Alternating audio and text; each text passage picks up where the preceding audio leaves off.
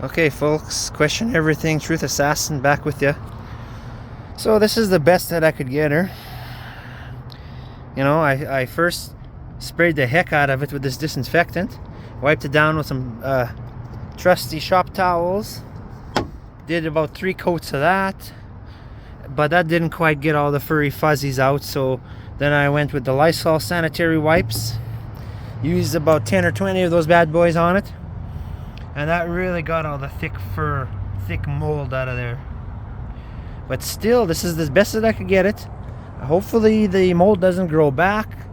You know, I got in every nook and cranny. I'm just opening all the doors to let it dry out now. And yeah, hopefully we'll be back in a jiffy. But I just found something out here, is that who knew that your dash would start molding in the winter? It looks to me like I got a patch of mold here. You know, patch of mold right there, and it's like, well, where did that come from?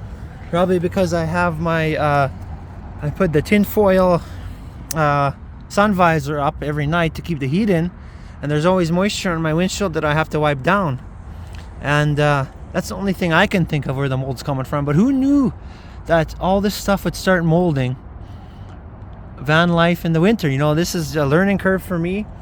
You know, I've encountered mold before, but I didn't realize that it would be this bad. And yeah, that's something for you guys to think about. So just letting you know that I got it all cleaned up the best I could, and hope for the best. Okay, stay tuned, guys.